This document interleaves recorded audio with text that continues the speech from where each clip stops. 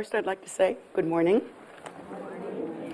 especially to all of you, which means that all of you have been mothers at some time or another, so this is your special day, no matter what you look like now. And for those of you that actually are mothers in this lifetime, double welcome to you. But of course, according to the Buddha's teachings, all beings have been our kind mothers at one time or another, and that's how long samsara has been existing. The Lamas always say that at one time or another, every being we see, no matter how small or seemingly insignificant, has been our own kind mother at one time and has provided us a doorway into life. And so we are told that that is one of the most meaningful reasons for us to practice bodhicitta, to practice for the sake of all sentient beings, and to dedicate our practice to them, as well as being kind on a day-to-day basis to one another, because that matters. I know in traditional teaching, there's His Holiness, the Dalai Lama, at this time, in this lifetime, he teaches a great deal about having a good heart and having a good sense of connection and a respect for all life, and for understanding that having a good heart is the most important spiritual practice that one can have. Even though we are also taught that in order to really give benefit to sentient beings, we should practice constantly and dedicate the merit to them. And a lot of times we think that is contradictory information. And because we are contradictory people and we live in dualism, that's simply how we see it.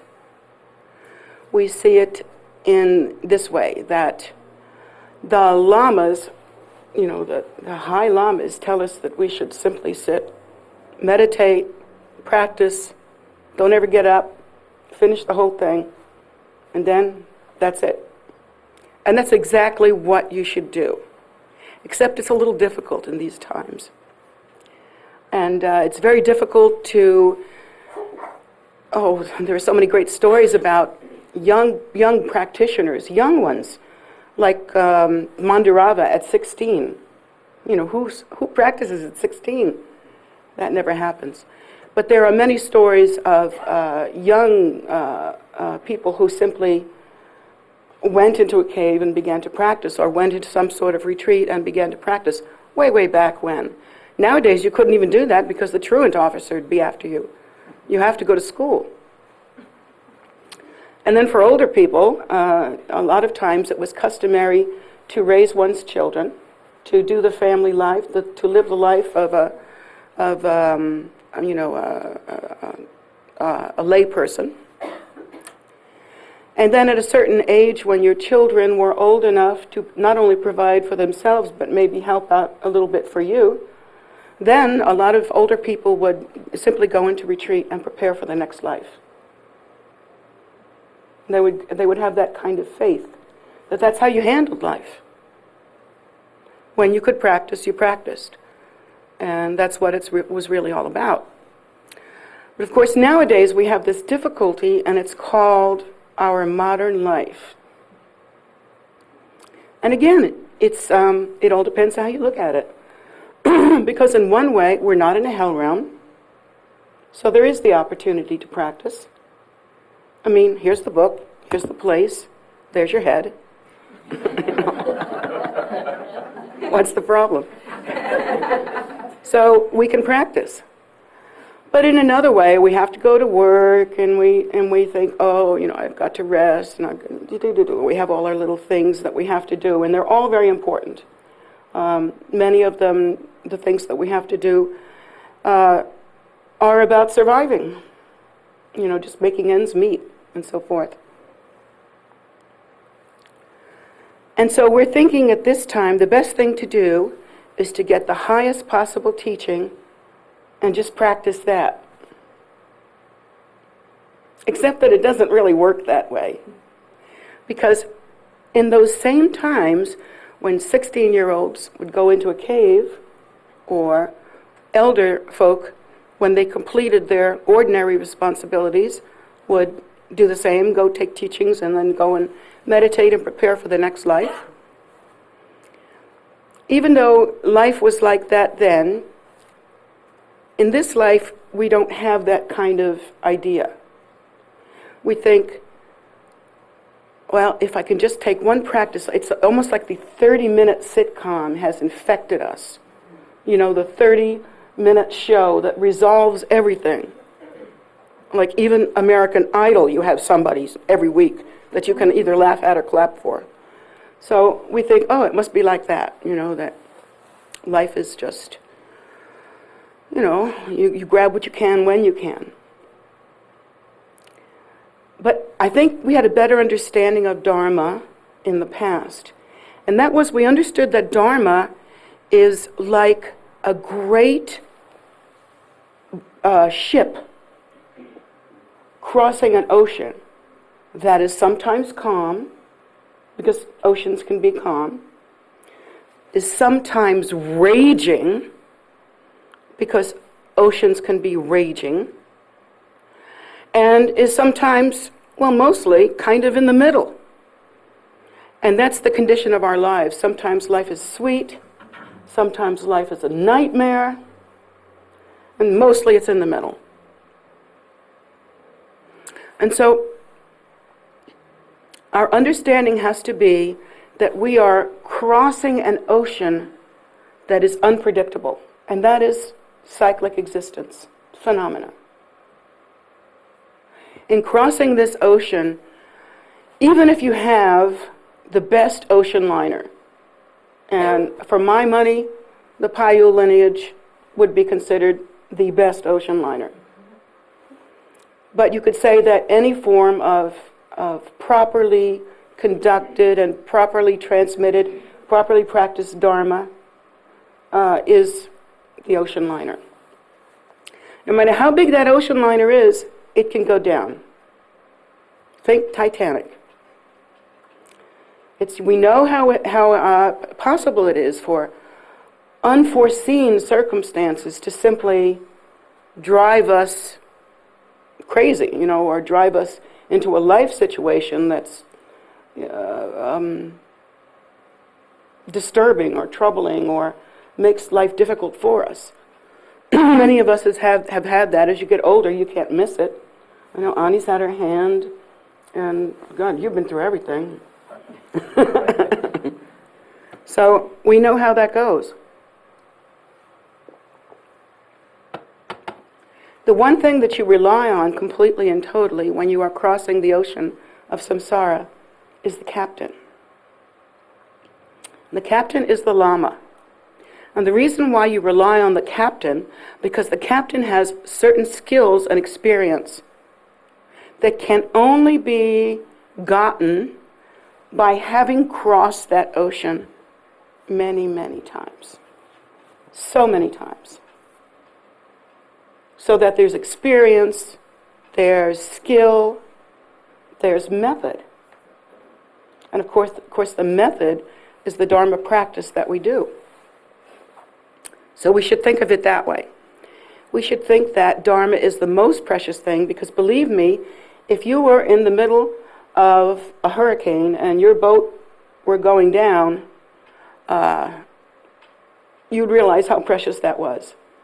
And if the only person you had to listen to in a travesty like that was your teacher telling you, get on that rubber boat, you know, put on the life jacket.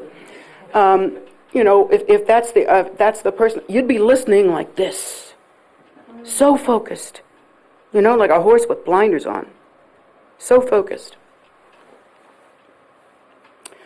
But unfortunately, our lives are so, well, I have to say delusional in so many ways, so narcotic in their quality, that they leave us drunk and it leaves us drunk and disoriented, and we forget. We don't know, are we on a boat? Is that the ocean? Is the captain? We're up there? Really? We sort of get confused. And it's kind of normal in samsara because we have not entered the door of liberation. Our minds have not given rise yet to the great unequaled and imperturbable bodhicitta.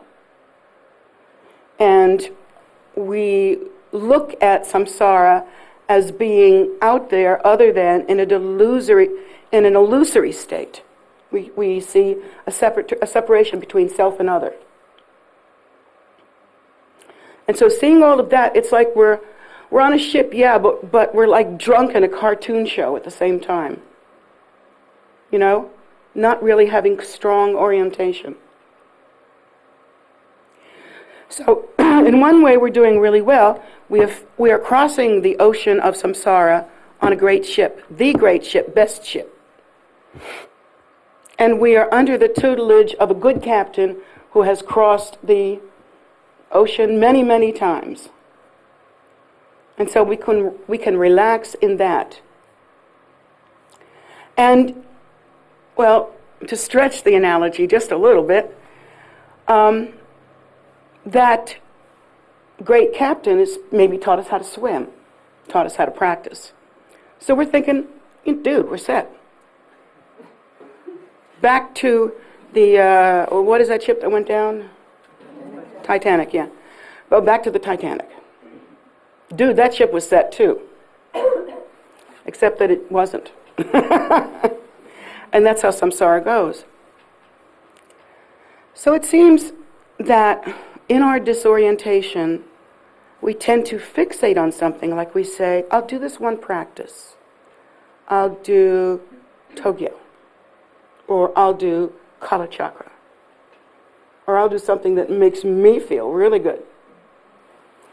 But we think, I don't want to spend too much time on the lesser practices that don't get the big build-up that the lamas give when they're giving you a really super duper big practice. You know. You don't want to pay any attention to that.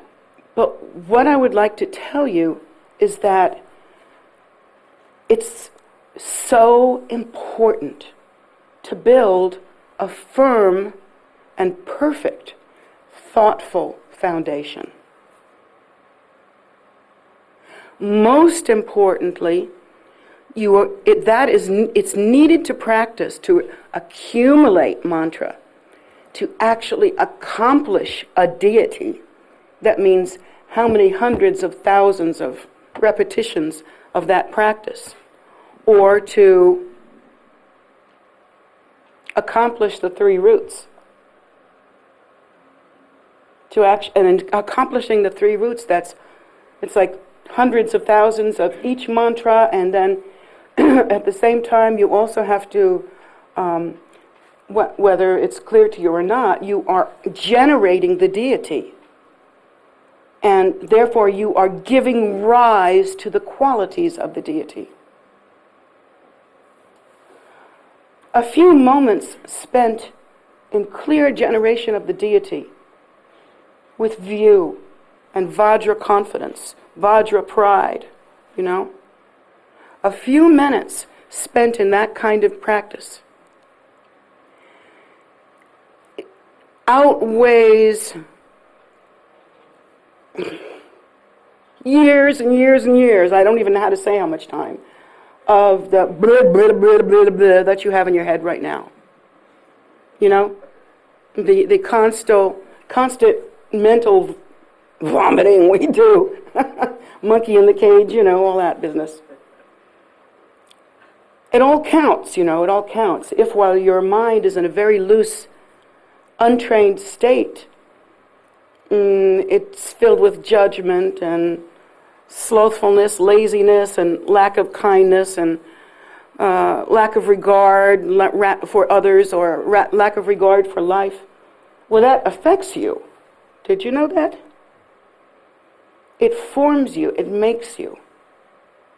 And it's not a secret, because no matter how nice you act, people know. They know. They know what's really under there. So, if we take the opportunity that we're given to generate the deity in a clear and thoughtful way, and to really contemplate on the qualities and the activities of that deity, well, then we really accomplish something.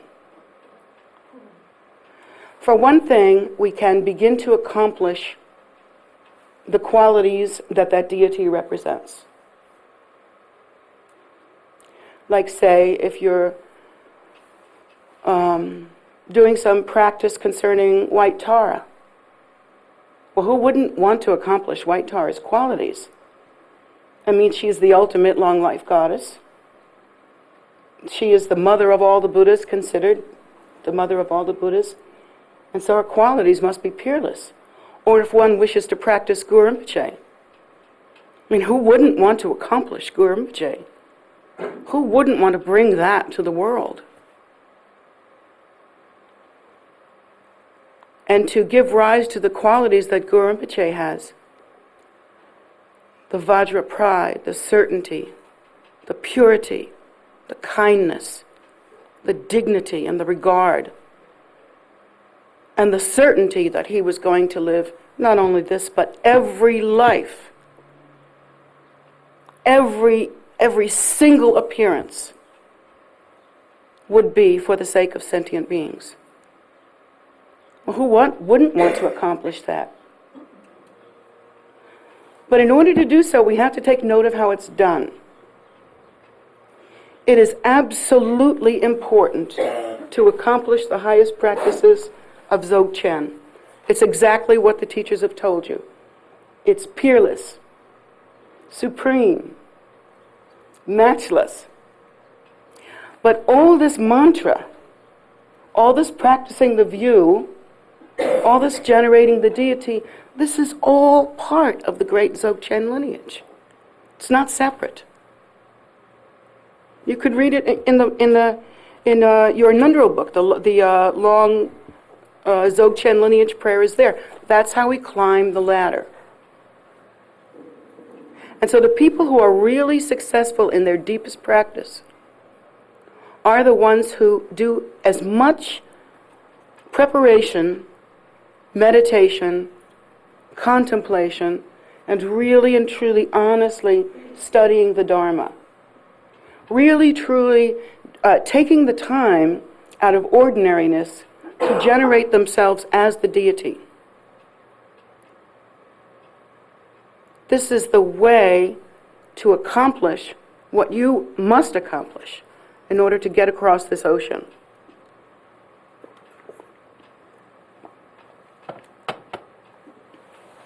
Each of the deities is seen with different postures, different hand implements, different attitudes. It's true, there are like wrathful attitudes, peaceful attitudes, semi-wrathful attitudes. Each of the protectors as well, they hold hand implements and different sort of gadgets and stuff. And this is just not stuff that you make a pretty statue with. They have meaning. Their meaning is a quality, a state of being, an emanation that we should accomplish.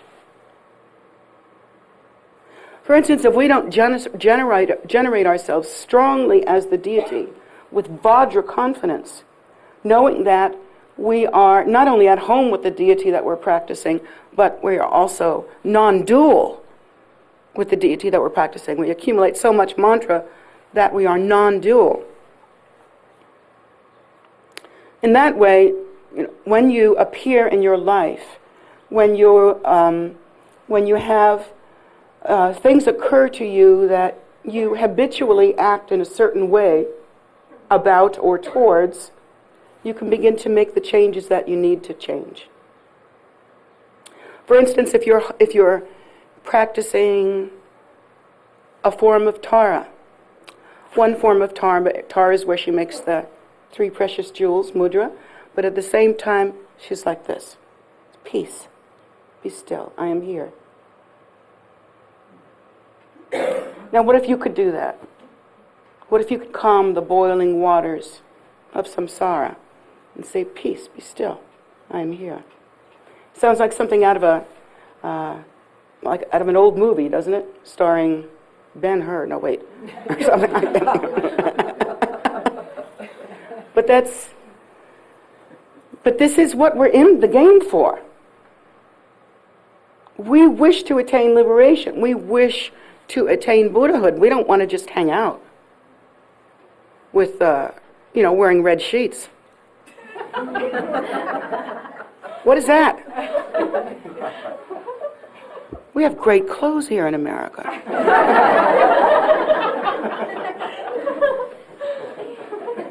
So, I feel like in our lineage we have an amazing family connection here that's so beautiful and so wonderful, and I love that about our lineage, and I feel that way about the elders in this lineage. And I think about His Holiness as Big Daddy. He's Big Daddy Payul. And if he says, get to the top and practice the Trek Chod and the Togyo, I'm going there. But then there's me, and I'm the mommy. And I say that yes, you should do what Daddy says, absolutely. But in the moments when you're not doing that, do what I say. And that is, not only put on your socks and shoes and your gloves and your coat and all that stuff, put on your spiritual armor. Use the opportunity of deity generation and practice in order to accomplish what your goals are for you. You want to give rise to the bodhicitta. You want to give rise to the deathless Vajra body. Whoa, we even have the practice to do that. And we want to, not only that, we want to subdue and overcome our own natural samsara poisons, which are our habitual tendencies in samsara. And the tendencies I'm talking about are the ones that you are training to overcome, hopefully. In some cases, maybe just hiding. But in other cases, I hope, training to really overcome. And that's hatred, greed, ignorance, jealousy, warring pride, fear. Did I say fear? Anyway, those kinds of qualities. That is what we use generation stage practice to perfect ourselves with. To accomplish getting to a place where when we begin to do the deeper Dzogchen practices, the way has been made clear. Channels, winds, and fluids are clear. We are ready. We have qualities. We're different. We're changed.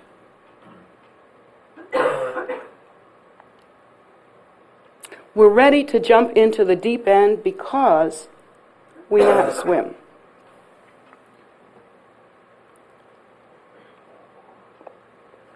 Jumping into the deep end is not such a good idea when you don't know how to swim.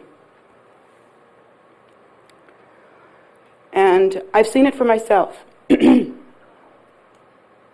I've seen students that would go in a prideful way. They didn't realize it was prideful because they felt great devotion for the Lama. But there was a kind of inner pridefulness that said, I'm ready, I'm going to take the biggest teaching. I'm going to wallop the heck out of it. And I'm just going to sit in the lotus position and never come out. And of course that never happens. Why does that never happen? Because you take the big teachings and you sit, and then life changes. Life says, oh no, I have to work a little more. Or, oh no, one of my children this is happening, or that's happening, or, my house is falling down, or time for a new car, or something like that. Life kind of gets you off track, as it does. Distractions, got family problems. And so while your intention was to sit there in a lotus position in your room and not come out till you were done, just like Big Daddy said, why hasn't it happened that way? Because you didn't do the preparation work. You have to gather merit. The interesting thing about being on the path, that while you're on the path and practicing, you are gathering merit. But it also takes merit to be on the path and to practice. So that if you fall off the wagon, so to speak, and forget to practice, stop practicing, life gets thicker, thicker, thicker. And then when you get back to the books, you go, I'm not even interested in this anymore. Suddenly, life has just taken a turn, and you don't even know it. Or you sit down to your books, and it's like, okay, 2 hours, and then I'm going to go do something else, so hurry up. And so your practice becomes, I wouldn't say worthless, it's never worthless, but I would say kind of hopeless, and not very deep. It's not going to change, not going to put you where you want to be spiritually. So the thing to do is to gain not only Vajra confidence and to give rise to these good qualities, but to build a good, strong foundation of merit. It's so important to do it just the way they've always done it. For instance, I know some of my students, in fact, have gone on to the highest teachings, haven't even come close to finishing Nundro. Haven't even come close. And I'm sorry, because I don't think it's a bad thing. I don't think it's a dirty secret. I think it's an unfortunate loss of an opportunity. That as your spiritual mother, I must say to you, go back. Redo. Finish it. And if you're not satisfied with your progress, do another one. I don't know how many Nundros His Holiness has done, but what was it, Doji Rinpoche did like, 20 or something? Some crazy number. I don't think I know the number, but I may be misspeaking, but it was like... 23. Was it 23? Yeah, sounds right. And he was in pretty good shape when he started. So what do you think his motivation was? Sure, he was dedicating all of the practices to sentient beings, but he was being the very display of Guru Rinpoche, showing us this is how you rise from the muck of samsara as a gorgeous lotus. And then what happened at the end of his life? Nirvana, miraculous signs, of course, again. Then he returns. Now he's a little monk. I think he's probably doing the same thing right now. And we sit around and go, but I'd really like to do the heavier stuff. Because I did some mantra and I'm way past that. Right.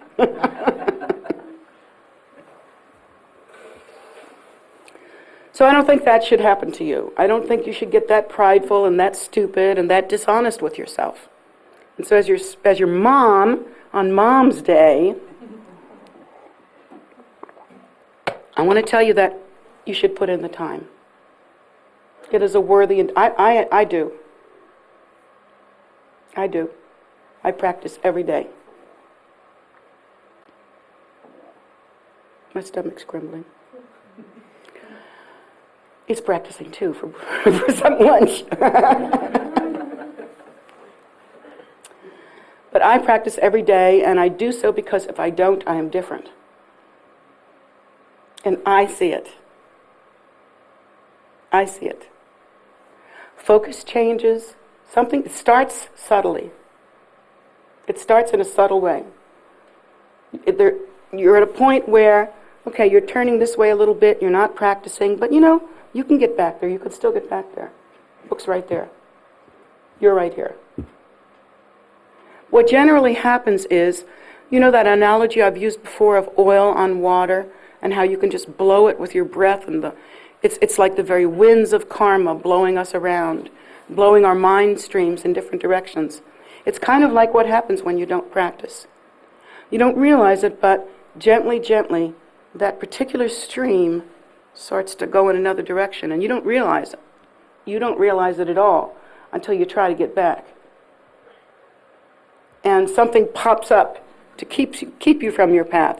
And then as you try to get back again, something else comes up to keep you from your path. And then as you try again, something else comes up, and something will continue to come up until you, with great strength and devotion and spiritual fervor, determination, and a willingness to benefit sentient beings, a thirst to do so, you have to swim back like crazy in order to get back. Many, many people I know have left the path thinking that they had things to take care of and they'd be back. I'm really into this, but right now I got to go do something else. Or they just think, well, this is another section of my life. Later on, I get back to the spiritual part. They never get back. Rinpoche used to say, in our delusion, we swim so far out, thinking, oh, this is fun, we're in the water, we're swimming. Swim so far out that you can't find your way back anymore. There's no more land. There's no land. And so there we are drowning in the ocean of samsara, and we don't even realize it. We think we're swimming.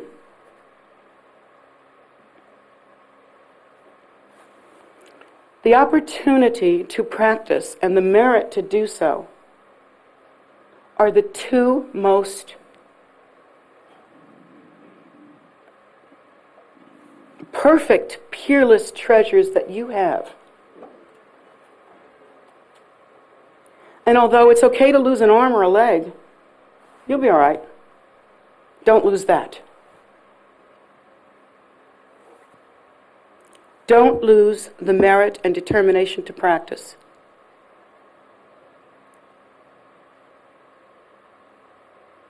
And I find that for myself, even at, whatever my stage is, if I have a good practice, it's a good long one, and I was really there with it. Not thinking, oh, I got to cut the dog's toenails or whatever. Not thinking like that, Quick, hurry up. I want to go downstairs. I'm tired of sitting here. When I have that, when I have a good practice and I'm really there, it's just, the day is glory. It's glory, no matter what happens. To me, that's just been my experience. And the days when I'm just barely keeping samaya, it's different. I've come to understand that practicing quietly on my own time and my own space is my gorgeous opportunity to be with the one that I love, the Sambhogakaya Lama. So that's my opportunity. And so I go there for comfort, for strength, for direction.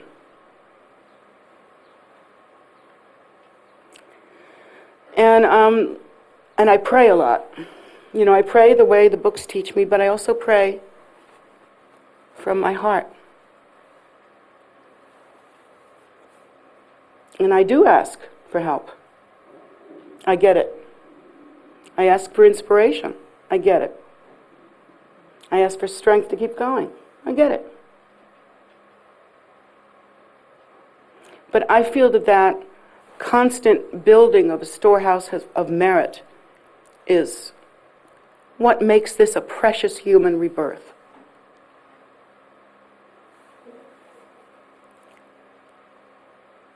And we shouldn't have rigid ideas about what that should look like either.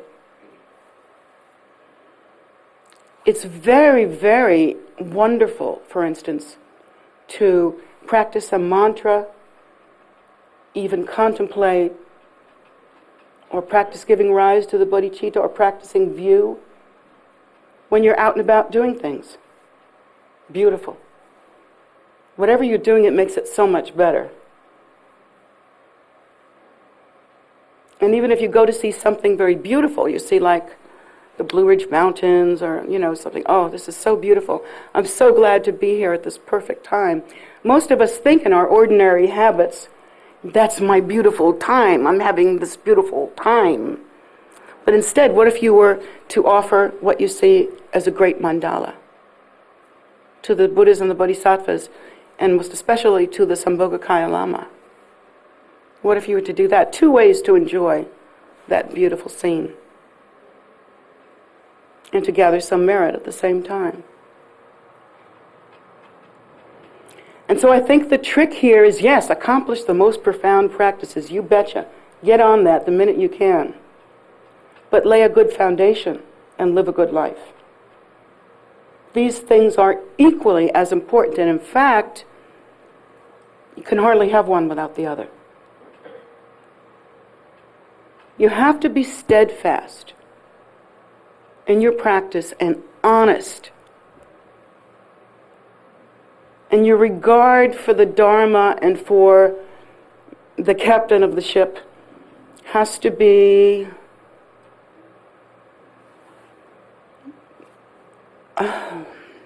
flawless. In other words, the minute you catch yourself having an ordinary thought, you go back and remember the analogy of the great ship in the ocean of suffering. And what happens when you're a smart guy and just swim away?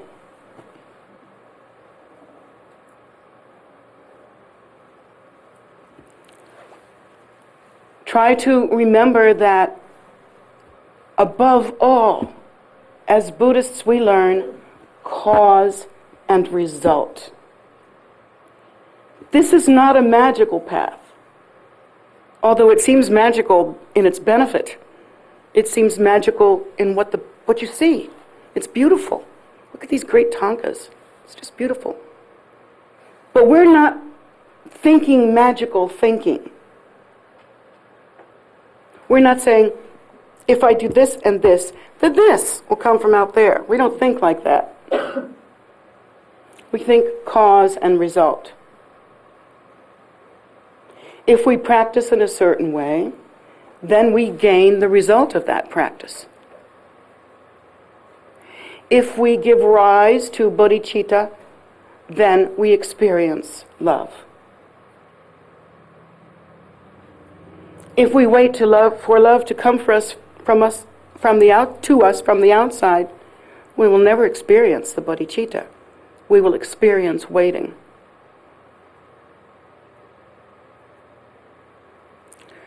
And so our job then is to be conscious, step by step, bit by bit. Don't just fall across the deck of this great ship. Be careful, watch your steps. Where are you? Concentrate. Try to remember that it's about cause and result, and even if people don't know that you are having maybe hateful thoughts inside your mind, they can't tell because you're not saying it out loud. Well, first of all, it's not true. We can all tell, especially your teacher, but others can tell too. They don't know that they can tell, but we all have each other's number. We read it. We should understand and take responsibility for our own poisons. It's not for somebody else to change us. In the same way that no one can die for us or die with us and stay in the same place.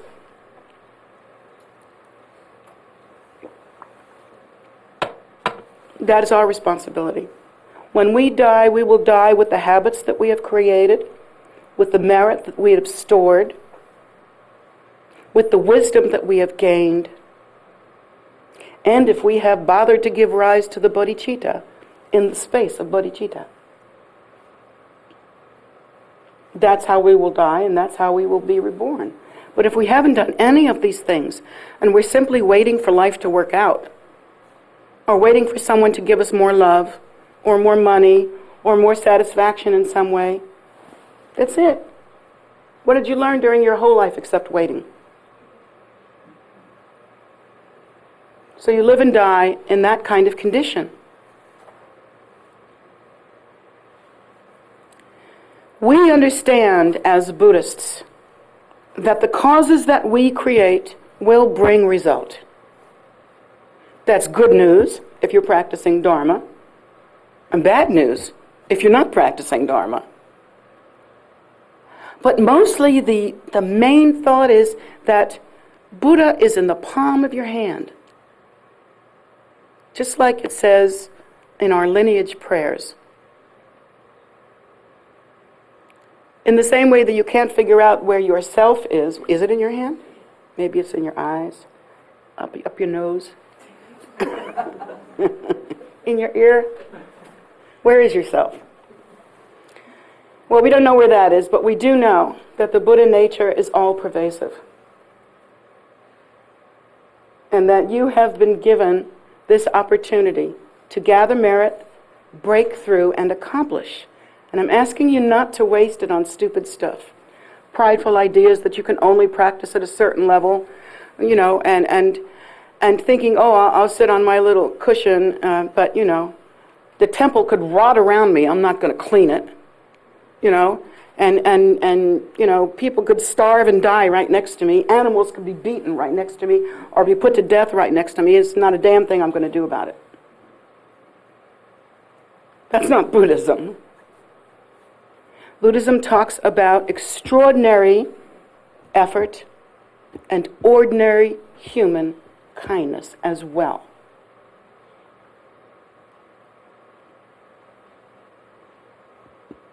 So we have many opportunities. With this, I have made sure that we have many opportunities to serve, to benefit others. I remember one time when Atira was really little, excuse me. She was really scared of spiders. Well, yeah, but not as bad. You don't know the screams. There was a certain scream that Atira would make that was a spider scream. It was like ear-splitting. It was the come fast, I'm dying scream. But eventually she learned that little bugs were little creatures and that they were deserving of compassion as well.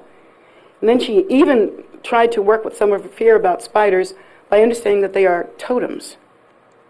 And so whenever she sees a spider, she thinks, oh, there must be a message.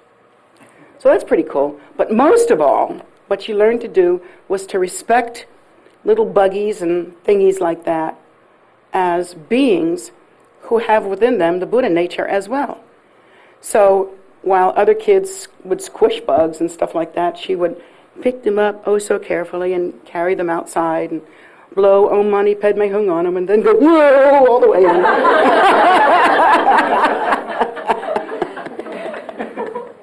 But she would take them outside and blow Om Mani Padme Hung and give them, some kind of blessing. And I remember thinking that. It's so amazing when we do this sort of practice. We think it's just a cute thing that you teach the kids, and it makes them have respect for life, and it's just nice that we do that. But I could see, lifetime after lifetime, in times of real trouble, real travail, that method will carry through. And just as she saved that sentient being and blessed it, the day will come when some being will come and pull her out of a hole. Save her. bless her.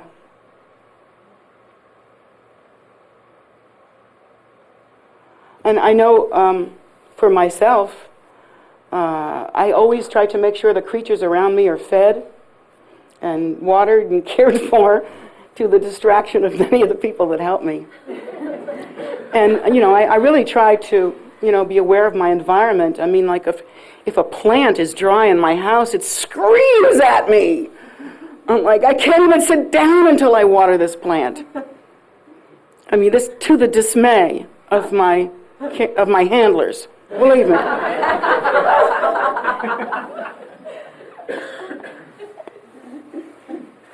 But that's it, in my life, there are many people that are kind to me and care for me, and I never have to go without, I'm always warm and comfortable, or cool and comfortable, and I don't really worry about, I don't worry about, like, retiring or old age. First of all, Lamas never do that. We just go into retreat and disappear, hopefully. But I don't believe in the concept of retirement, first of all, and I just don't understand that kind of thinking. And so in my life, I know that I will be cared for. I mean, I know it because I've created the causes. I don't know how it will come. I don't know whether some fabulous person is going to buy a life insurance policy for me or something, or what. But it'll be fine. And I'm not saying that in a stupid way. I'm not saying that like a bliss ninny that says, it's all good. Life is all good. I'm not saying that. I practice Dharma. I practice Dharma every day. I take care of beings every day. Always have. My predecessors have too. They were known for caring for birds and animals and stuff like that. So I'm not worried. I believe in that ship. I believe in that captain. I myself have taken the trip many times, and it doesn't trouble me. As long as I continue to increase the merit and to create good habits and to eliminate poisons and to benefit beings, I'm content. And that's the way to think about practicing Dharma. That's the way to think about it. It's not a burden. It's a blessing, an opportunity. I mean, it's cake. My goodness, it's cake compared to what samsara is without it.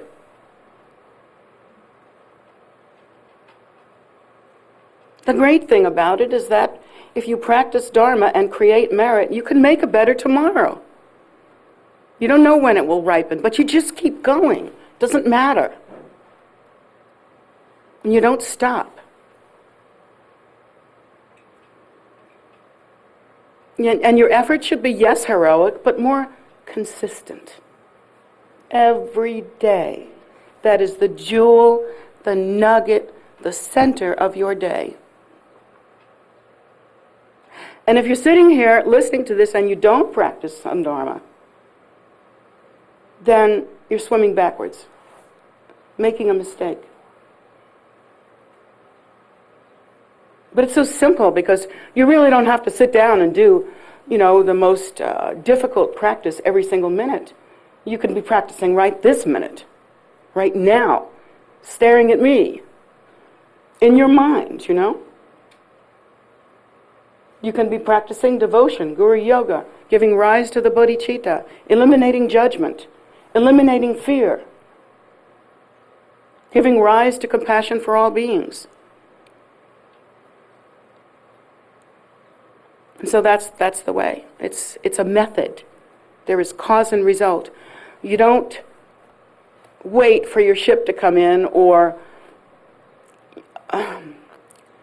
wait for Santa Claus to deliver or wait for some great event where we all start singing the Hallelujah chorus together, because that's magical thinking, and you'll die waiting. The Buddha has taught us basically in many different ways that the point of power, cause and result, are in this moment. Cause and result arise interdependently. When you give rise to a cause, you also give rise to the result. It may be separated by time, may be separated by karma, may be separated by lifetimes, but it will rise. There's no doubt about it. And right now, for the most part, you are experiencing the karma from previous lifetimes. So you can look in the mirror and say, well, I must have done something right, I'm wearing the robes. Well, don't stop there by looking in the mirror, will you? I mean, look there long enough and the view stinks. So just realize that you have this opportunity. I mean, really take hold. You must have worked so hard for this. And here you are. And you can give rise to cause and result in this very moment, that will change not only this life, but every future life until samsara ends. The point of power is in the present. The present is this moment, not yesterday, not tomorrow, not 3-year retreat someday when you're in your 70s. It is now. This now, this today. Generate the deity, give rise to the bodhicitta, gather merit, and continue to practice sequentially, stage by stage,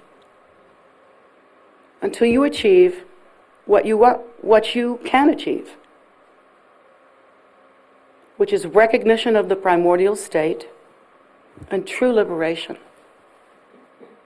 so that you too can return for the sake of beings for their future happiness. So that's it. It's that simple. Simple and hard. Simple because you have the power in your hands. Hard because you just can't say, I wish, I hope, and hope you'll get it. It doesn't happen.